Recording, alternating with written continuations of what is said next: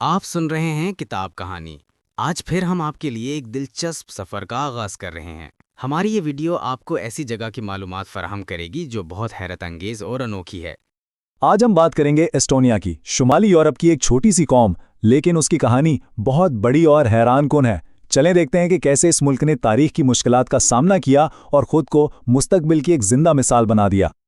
اچھا، تو ذرا اس عدد پر غور کریں، 98%۔ جی ہاں، ایسٹونیا میں 98% بینکنگ ٹرانزیکشنز آن لائن ہوتی ہیں۔ یہ صرف کوئی آنکڑا نہیں ہے، بلکہ یہ اس بات کا ثبوت ہے کہ قوم نے ٹیکنالوجی کو کس طرح اپنی رگ رگ میں بسا لیا ہے، اور اسی لیے ہم اسے ای ایسٹونیا کہتے ہیں۔ سوچے ذرا، یہ دنیا کا پہلا ملک ہے جہاں ای ریزیڈنسی پروگرام ہے، مطلب دنیا میں کہیں بھی بیٹھا کوئی شخص وہاں کا ڈیجیٹل ریزیڈنٹ بن سکتا ہے اور یورپین یونین میں اپنا کاروبار شروع کر سکتا ہے۔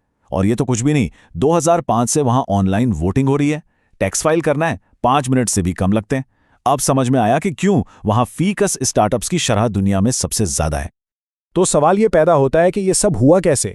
ایک ملک جو کبھی آئرن کرٹن کے پیچھے تھا، سوویت یونین کا حصہ تھا، وہ آج ڈیجیٹل دنیا کا لیڈر کیسے بن گیا؟ اس سوال کا جواب ہمیں اس کی تاریخ میں ملے گا۔ ایسٹونیا کی تاریخ دراصل مزاحمت کی ایک لمبی داستان ہے، ایک ایسی شناخت کی کہانی جو صدیوں کی غیر ملکی حکمرانی کی بھٹی میں تپ کر بنی ہے۔ ذرا اس ٹائم لائن پر نظر ڈالیں۔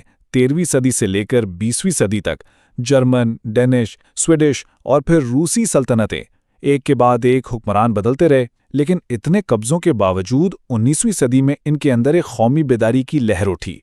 اسی لہر نے ایسٹونین ثقافت اور شناخت کو نہ صرف زندہ رکھا بلکہ آخر کار آزادی کا راستہ بھی دکھایا۔ اور پھر آیا وہ لمحہ، وہ انقلاب جسے تاریخ سنگنگ ریولوشن یعنی گیت گاتے انقلاب کے نام سے جانتی ہے۔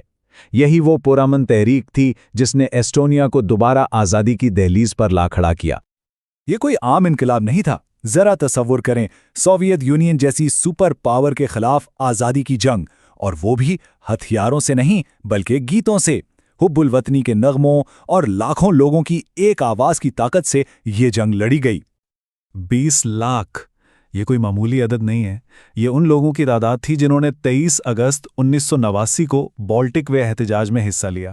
اور جانتے ہیں یہ کتنا بڑا تھا؟ یہ اس وقت ان ممالک کی کل آبادی کا تقریباً 1/4 حصہ تھا۔ ان 20 لاکھ لوگوں نے، ایسٹونیا، لاتویا اور لتھوانیا کے عوام نے ہاتھوں میں ہاتھ ڈال کر 600 کلومیٹر سے بھی زیادہ لمبی ایک انسانی زنجیر بنائی۔ یہ منظر سوویت قبضے کے خلاف اتحاد، مزاحمت اور آزادی کی تڑپ کی ایک ایسی علامت بن گیا جسے کبھی بلایا نہیں جا سکتا۔ اور آخر کار ان کی یہ پرامن جدوجہد کامیاب ہوئی۔ 20 اگست 1991 کو ایسٹونیا نے اپنی آزادی کی بحالی کا اعلان کر دیا، اور یہاں سے ایک نئے دور کا آغاز ہوا۔ آزادی تو مل گئی، لیکن اب آگے کیا؟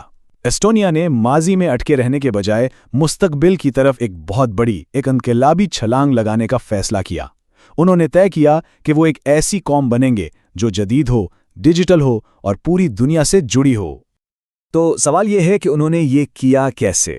سب سے پہلے تو معیشت کو بدلا، تیزی سے مارکیٹ اکانومی اپنائی۔ پھر 1994 میں ایک بہت ہی سادہ فلیٹ ٹیکس سسٹم لائے تاکہ ملک میں پیسہ آئے، سرمایہ کاری بڑھے۔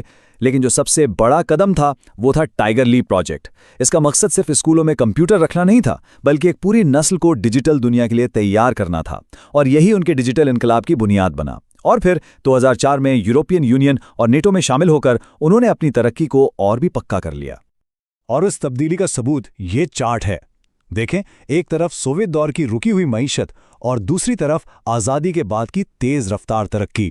مثال کے طور پر 2011 میں 8% کی شاندار جی ڈی پی گروتھ، فرق صاف ظاہر ہے۔ تو ہم نے دیکھا کہ ماضی کی مزاحمت اور آزادی کے بعد کی اصلاحات نے مل کر کیسے ایسٹونیا کو، اس چھوٹے سے ملک کو، کئی شعبوں میں ایک عالمی لیڈر بنا دیا ہے۔ خاص طور پر تعلیم کے میدان میں تو ان کی کارکردگی کمال کی ہے۔ پیسا ٹیسٹ ہوتے ہیں جو دنیا بھر میں 15 سال کے بچوں کی پڑھنے، حساب اور سائنس کی صلاحیتوں کو پرکھتے ہیں۔ ان ٹیسٹوں میں ایسٹونیا کے بچے نہ صرف یورپی یونین کی اوسط سے کہیں آگے ہیں بلکہ پورے یورپ میں نمبر 1 ہیں۔ اور یہ صرف اسکول تک کی بات نہیں ہے۔ ملک کی 25 سے 64 سال کی عمر کی 43% آبادی یونیورسٹی سے تعلیم یافتہ ہے۔ یہ بہت بڑی بات ہے۔ لیکن کہانی یہاں ختم نہیں ہوتی۔ تعلیم اور ٹیکنالوجی کے علاوہ ایک اور شعبہ بھی ہے۔ 2024 کے ماحولیاتی کارکردگی انڈیکس میں اسٹونیا کو دنیا میں پہلا نمبر دیا گیا۔ یہ ظاہر کرتا ہے کہ وہ اپنے ماحول کا کتنا خیال رکھتے ہیں۔ تو آخر میں اسٹونیا کی کامیابی کا یہ فارمولا کیا ہے؟ یہ چند چیزوں کا مجموعہ ہے۔ 1. تاریخ سے سیکھی گئی ہمت اور ثابت قدمی۔ 2. بہت بڑی اور مستقبل کو سامنے رکھ کر کی گئی اصلاحات۔ 3. ڈیجیٹل دنیا پر لگایا گیا ایک بڑا داؤ۔ 4. اپنے لوگوں کی تعلیم پر کی گئی سرمایہ کاری۔ اور آخر میں قدرت سے ان کا گہرا لگاؤ۔ تو سوچنے کی بات یہ ہے کہ اگر ایک چھوٹا سا ملک اپنے محدود وسائل کے ساتھ تاریخ کے بوجھ کو ایک موقع میں بدل سکتا ہے، تو اس کی کہانی سے باقی دنیا کیا کچھ نہیں سیکھ سکتی؟ ہماری یہ معلوماتی ویڈیو یہیں اختتام پذیر ہوتی ہے۔ ہم امید کرتے ہیں کہ آپ کو یہ سفر پسند آیا ہوگا۔ جو باتیں ہم نے آپ کو بتائی ہیں، اگر وہ آپ کے لیے نئی تھیں تو کومنٹس میں ضرور بتائیے۔